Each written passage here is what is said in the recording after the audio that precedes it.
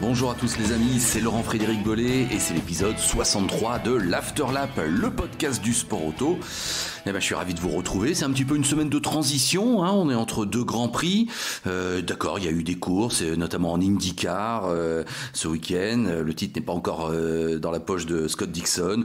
Bon, on aurait pu vous en parler, mais écoutez, j'ai choisi de reprendre aujourd'hui ma casquette de raconteur d'histoire du passé. Je sais que vous appréciez bien l'exercice, merci.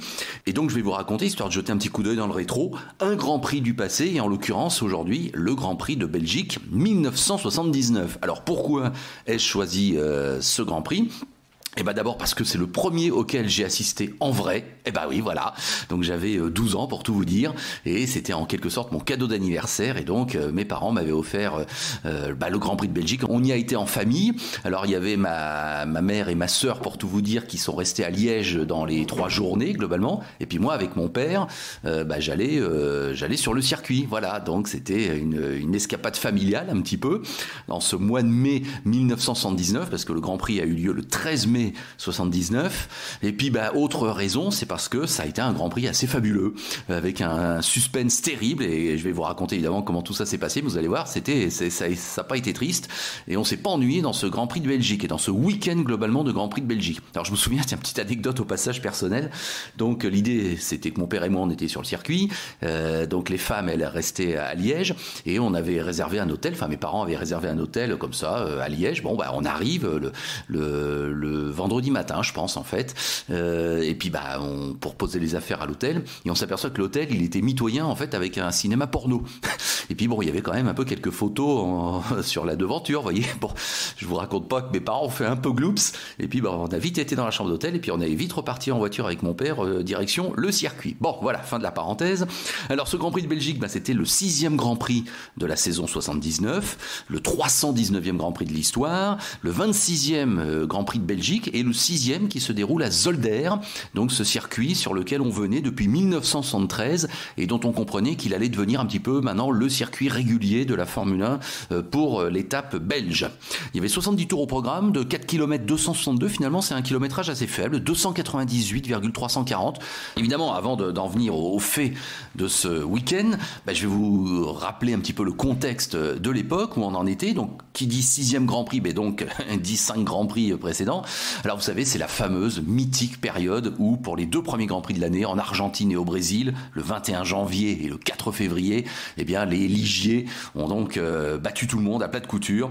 Donc ces fameuses Ligier JS11 avec Patrick Depailler et Jacques Laffite qui en composent l'équipage, et c'est donc Jacques Laffite qui gagne les 2 premiers Grands Prix à la télévision française, en direct sur TF1, je m'en souviens très bien, avec Guy Ligier qui était invité sur le plateau. Incroyable. Est-ce qu'on imagine maintenant Zak Brown pas être sur le circuit pour McLaren et être dans les studios de la télé à Londres, quoi. Vous voyez, c'est incroyable. Et à ce moment-là, Jacques Laffite gagne, mais Guy Ligier, son patron, n'est pas sur place, et il regarde tout ça à la télé, et il réagit en direct à la télé. Donc 2 belles victoires pour Ligier en début d'année, avec Jacques Laffite qui prend le pouvoir par rapport à un petit peu à Patrick Depailler, on va en reparler.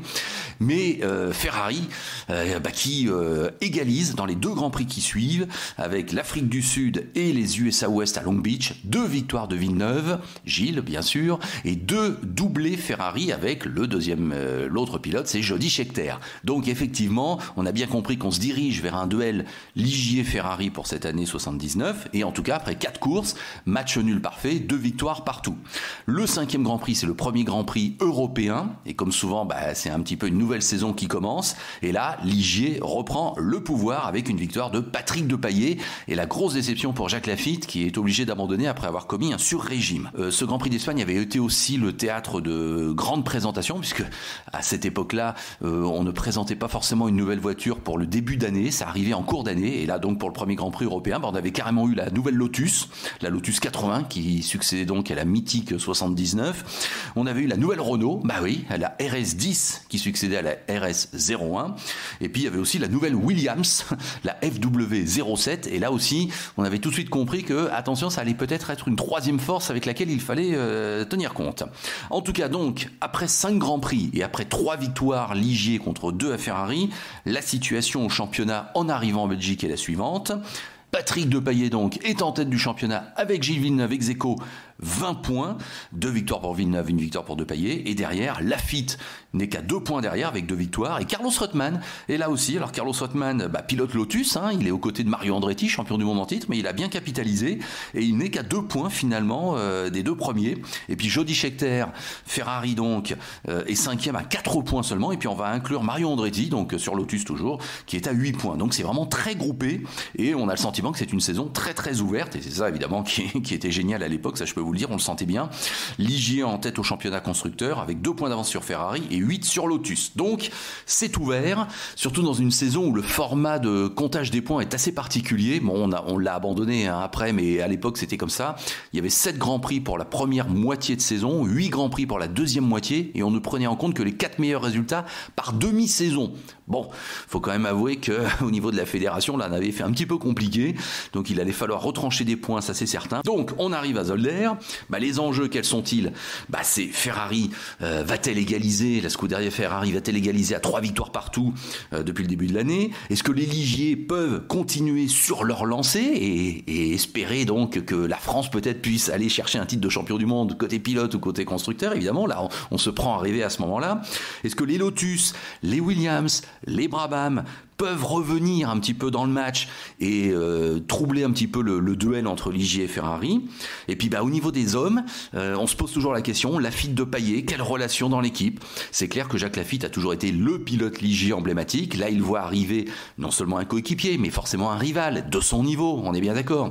Donc, on sent bien qu'il y a un petit peu de tension au sein de l'équipe Ligier, qu'entre Laffite et Depailler, on s'observe, on se considère un petit peu comme le premier adversaire. Donc ça, on le sait, ça va forcément faire partie de l'équation globale. Scheckter, chez Ferrari, est-ce qu'il va enfin gagner? Parce qu'après tout, Jody Scheckter arrive chez Ferrari, c'est un transfert à sensation. Gilles Villeneuve est chez lui, mais c'est Gilles Villeneuve pour l'instant qui a le pouvoir et qui est, on le sait, le petit chouchou, mais qui est forcément aussi le plus rapide tel que ce début de saison se présente. Et donc, on attend de Jody Scheckter peut-être une réaction. Et puis, Mario Andretti, champion du monde, on s'interroge un petit peu aussi sur lui. Va-t-il un peu revenir aux avant-postes d'une manière claire et nette? Et va-t-il donc pouvoir enfin gagner une course cette année? Il y a 2 nouveautés pour ce Grand Prix de Belgique. Aussi une nouvelle voiture qui arrive, et pas n'importe laquelle. Alfa Romeo, figurez-vous, fait son retour en Formule 1. Nous sommes habitués en cette année 2020 d'avoir Alfa Romeo. À l'époque, en 1979, Alfa Romeo fait son retour en Formule 1. Ils étaient absents depuis 1951. Donc c'est un événement. La voiture, elle répond au nom de code de la 177, propulsée par un moteur V12 Alpha. Le pilote, c'est Bruno Giacomelli. Bon, on ne sait pas trop quoi attendre de ce retour en Formule 1. C'est forcément une période un petit peu d'apprentissage qui commence pour Alfa Romeo, mais en tout cas, évidemment, pour un tel grand nom dans l'industrie automobile, c'est un événement. Et puis, à noter, c'est anecdotique, mais quand même, ça avait fait parler, c'est qu'en levée de rideau, on assiste au début du championnat BMW M1 Procar. Alors je sais que beaucoup, comme moi, sont un peu nostalgiques de ce championnat. Les BMW M1 étaient magnifiques, bien décorés, et c'était une course support où on retrouvait des super grands noms. Il y avait vraiment des super pilotes, et donc c'était vraiment un peu comme maintenant la Porsche Super Cup, mais c'était vraiment un lever de rideau haut de gamme. Et franchement, je suis sûr que certains étaient venus aussi pour ça. Et après, dans les Grands Prix, on attendait avec impatience ces courses levées de rideau. Donc j'avais eu la chance de voir ça. À l'époque, pour tout vous dire, il y avait la possibilité pour les spectateurs d'acheter des billets paddock, c'est-à-dire qu'on avait accès à toutes les tribunes et on pouvait aussi se balader dans les paddocks. J'avais eu plein d'autographes, ça c'est vrai, je m'en souviens avec émotion, du haut de mes 12 ans, avec mon petit carnet d'autographes. Donc mon père là avait évidemment dépensé un petit peu plus pour nous offrir ce beau cadeau, mais je peux vous dire, quand vous avez 12 ans et que vous voyez effectivement les premiers essais libres, les Formule 1, les premières de votre vie que vous voyez en vrai passer la première fois à toute vitesse sous vos yeux d'enfant, Exactement. Bah oui, je vous annonce que ça s'oublie pas. Alors les engagés, il y en avait 28. On savait que seuls 24 seraient qualifiés. 7 Français, hein, évidemment, quelle période dorée à ce niveau-là. Tout le monde est en Goodyear, c'est à noter. Au niveau des pneus, c'est important. Il y a une vraie bataille des pneus cette année-là. Tout le monde est en Goodyear, sauf 4 voitures, 2 équipes, Ferrari et Renault, hein, les légalistes, comme on les appelle aussi. Alors, au niveau des hommes, donc je vais vous décrire ça vite fait. Chez Lotus, donc champion du monde en titre, numéro 1 et 2, Andretti, Rothman. Alors, à noter que pour ce Grand Prix, Andretti à la 80, la Lotus 80, la nouvelle, apparue en Espagne, mais Rothman, lui, revient à l'ancienne, la 79, car la 80 a des petits problèmes un petit peu de développement. Chez Tyrrell, et oui, Tyrrell, bien sûr, avec la 009, Didier Pironi, Jean-Pierre Jarier, voilà, 2 pilotes français. Chez Brabham, avec la BT48, Niki Lauda, Nelson Piquet, là, un petit conflit de génération. Chez McLaren, la M28 pour John Watson, la M26 pour Patrick Tambay. Je me souviens avoir eu un autographe de Patrick Tambay, effectivement. Ferrari, donc, Jody Scheckter, numéro 11, Gilles Villeneuve, numéro 12, c'est la mythique 312 T4, hein, avec son look très particulier au niveau de l'avant. Moi, j'avoue que j'adore. Chez Renault, donc, Jean-Pierre Jabouille, bien sûr, et René Arnoux, autre duo français. Chez Shadow, avec la DN9, Yann Lamers et Elio De Angelis. Chez Ligier, donc, avec les numéros 25 et 26, c'est Patrick Depailler d'abord, Jacques Lafitte ensuite. Chez Williams, donc, la nouvelle FW07, attention à elle, Alan Jones et Claire Regazzoni. Et chez Arrows, dernière équipe à 2 pilotes, c'est Ricardo Patrese et Jochen Mass. Ensuite, il y a pas mal d'équipes avec un seul pilote, l'équipe ATS avec Stuck, Copper-Succar toujours là avec toujours Emerson Fittipaldi, Wolf, alors ça c'est important, l'équipe Wolf, vous savez, avec Jody Scheckter qui avait vraiment fait parler d'elle les années précédentes, mais là c'est James Hunt, hein, qui est le pilote Wolf. Chez Ensign, c'est Derek Daly. Chez Merzario, c'est Arturo Merzario bien sûr. Chez Alfa Romeo, donc je vous l'ai dit, c'est Bruno Giacomelli. Le team Rebach avec la Lotus 79 privée d'Hector Rebach. Alors on dit Rebaquet, hein, paraît-il. Donc allez, j'enchaîne et je dis Hector Rebaquet. Et puis la dernière équipe, c'est une équipe Cosen, une équipe privée avec le pilote Gianfranco Brancatelli. Alors, les essais, comme d'habitude à cette époque-là, sur 2 journées, hein, une séance d'essai d'1 heure qualificatif le vendredi, une autre le samedi. On prend le meilleur temps à chaque fois. Le vendredi, il y a un crachin, il fait pas très beau. Donc, effectivement, on se doute que les temps seront pas significatifs. Dans ces conditions, avantage au Michelin. Et c'est Gilles Villeneuve qui signe le meilleur chrono devant Jean-Pierre Jabouille. Mais, comme je vous le dis, oui, tout va être remis en question le samedi. Et effectivement, il fait beau. Et là, la norme, en quelque sorte, revient. Avec la pole position pour Jacques Lafitte. La 4e pole en 6 courses de Jaco dans ce début de saison, la 5e de sa carrière. Et à noter qu'en fin de séance, il y a eu un accident pour Patrick Depailler. En voulant peut-être aller chercher le chrono de Jacques Lafitte, Depailler est sorti de la piste. Watson également est sorti. Mais pour Depailler, les conséquences sont pas anodines puisque déjà on sait qu'il sera au départ du Grand Prix avec son mulet. Alors la grille de départ, Depailler est quand même en 2e position. Donc première ligne entièrement Ligier, Lafitte Depailler. 2e ligne Piquet. Qui nous fait une super qualif avec Jones, attention à la menace Williams, Andretti Villeneuve en 3e ligne, Scheckter seulement sur la 4e ligne avec Regazzoni, et Hunt, très belle qualif, 9e, avec Rothman. Donc globalement, les Ligier, les Ferrari, les Williams et les Lotus sont bien là dans les 5 premières lignes. Lauda seulement classé 13e sur la grille de départ, donc là chez Brabham c'est la soupe à la grimace, et la cohabitation aussi Niki Lauda, Nelson Piquet se passe pas génialement. Giacomelli pour l'Alfa Romeo, super retour, 14e sur la grille, ça c'est une belle qualif. Jabouille Arnoux, catastrophe après la journée de vendredi, on est bien retombé dans la hiérarchie et on n'est que 17e et 18e, et John Watson avec son accident n'est que 19e. Il y a hélas du côté des non qualifiés un pilote français, puisque Patrick Tambay, hélas, chez McLaren, oui c'est un peu la crise aussi, Patrick ne se qualifie pas. Et donc, il n'y a que 6 Français au départ.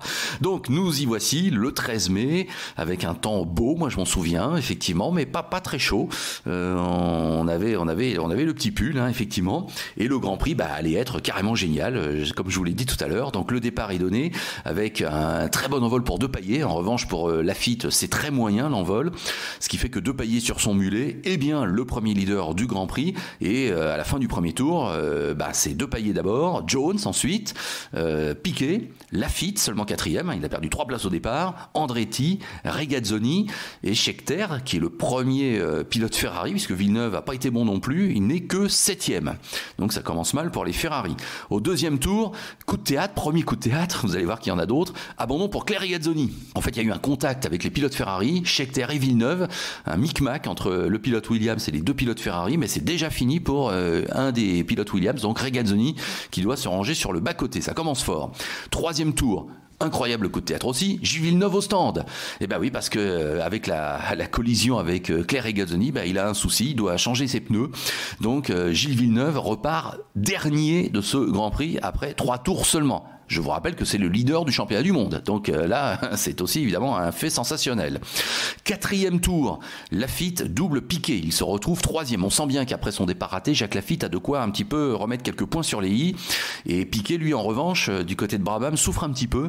Ce qui fait qu'il se fait aussi dépasser par Scheckter au 6e tour. Donc Piquet n'est plus que 5e et Scheckter prend la 4e place. Et justement, effectivement, au 8e tour, on voit Piquet s'engouffrer dans les stands.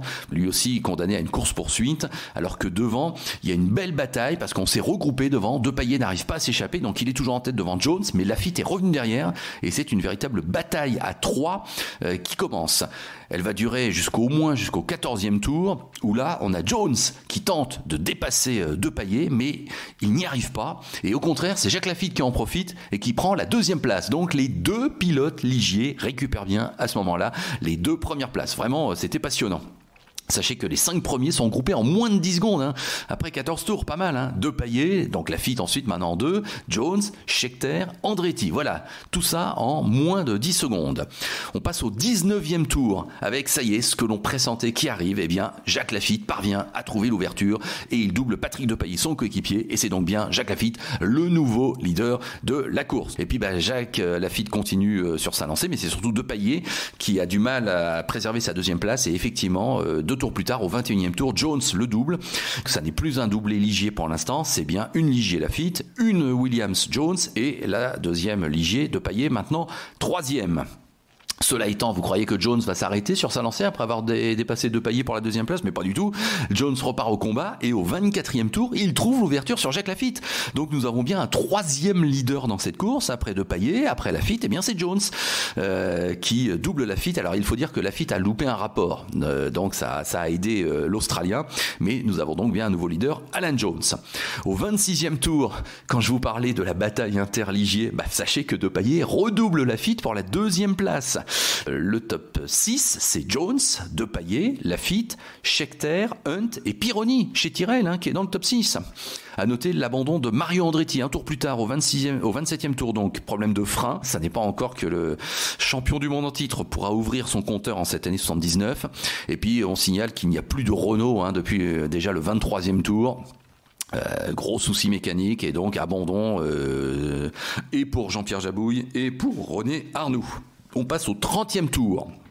Pour faire un petit point sur la situation, à 40 tours de l'arrivée, on n'est pas encore à mi-course et le Grand Prix a été super animé. Donc Jones en tête, Depailler 2e mais maintenant à 4 secondes, donc Jones contrôle très bien la situation. Laffite 3e à 8 secondes, donc Depailler là aussi contrôle bien la bataille pour la 2e place.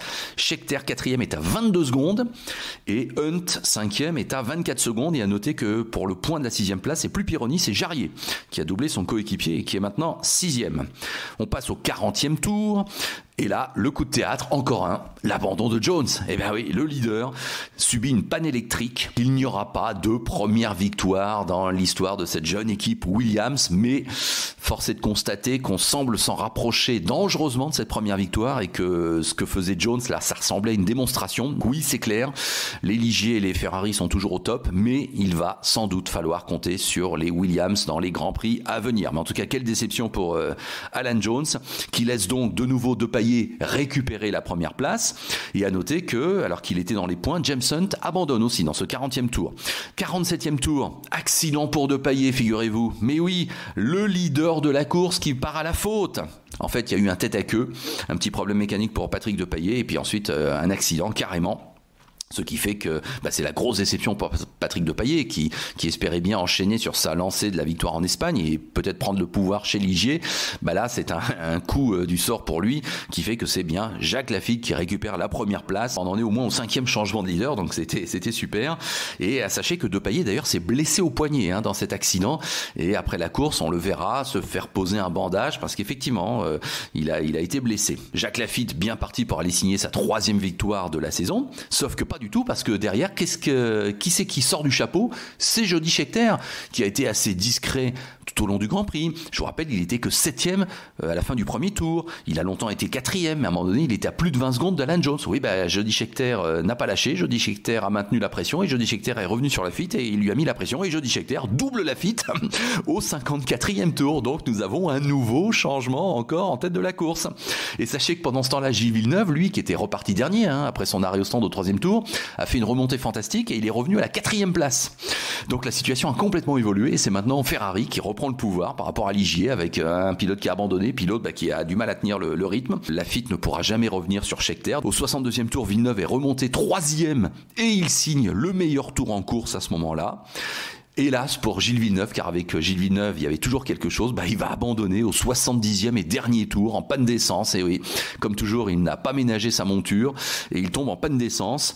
Alors il sera quand même classé 7e, mais toute sa belle remontée n'a servi à rien. Il ne marque aucun point, donc c'est un coup dur évidemment pour le leader du championnat. Et c'est donc bien, ça faisait partie des enjeux de cette course, c'est bien Jody Scheckter, le Sud-Africain, qui ouvre son compteur chez Ferrari et qui remporte ce Grand Prix Belgique qui a été vraiment indécis de bout en bout et complètement mouvementé. C'est sa première victoire donc de la saison pour Jody Scheckter, la 8e de sa carrière. Alors le classement de ce Grand Prix de Belgique, Scheckter, Laffite, Pironi qui monte sur le podium, là aussi à force un petit peu de ténacité, Rothman qui comme toujours capitalise bien et prend la 4e place, même s'il n'est pas sur le podium, Patrese, pas mal Patrese pour Larose qui se classe 5e, et Watson, alors qui était parti dans les profondeurs du classement 19e sur la grille, qui là aussi a profité un petit peu des problèmes des uns et des autres pour aller chercher la 6e place au dernier moment. Et au championnat, la situation évolue. Alors là, on prend en compte quand même les décomptes, parce que ça joue. Donc Laffite est en tête avec 24 points, mais ex-aequo quand même avec Scheckter qui évidemment arrive là avec sa victoire et qui se replace tout de suite en tête du championnat. Mais Villeneuve et Depailler qui sont les deux grands perdants de la journée, sont toujours en embuscade, mais ils sont maintenant à 4 points derrière. Et au niveau du championnat constructeur, là aussi, ça s'est un petit peu inversé. Ferrari 45 points, Ligier 44, donc la situation reste passionnante, mais comme je vous le disais, c'est évident que la menace Williams va se préciser, et puis vous savez peut-être ce que va donner la suite de la saison 79, ça va être un petit peu difficile pour Ligier de continuer, ça va être solide pour Ferrari, et effectivement, Williams va bien être aux avant-postes. C'était donc ma petite histoire du jour, le Grand Prix de Belgique 79. D'ores et déjà, je vous donne quand même rendez-vous pour la semaine prochaine, avec l'épisode 64, qui sera entièrement consacré au Grand Prix de l'Eiffel, sur le circuit du Nürburgring, la 11e manche du championnat du monde de Formule 1, l'Afterlap, le podcast du sport auto sur www.afterlap.com et sur toutes les plateformes usuelles de podcasting et également la chaîne YouTube l'Afterlap. Je sais que vous êtes de plus en plus nombreux à nous suivre et on vous en remercie beaucoup. Salut!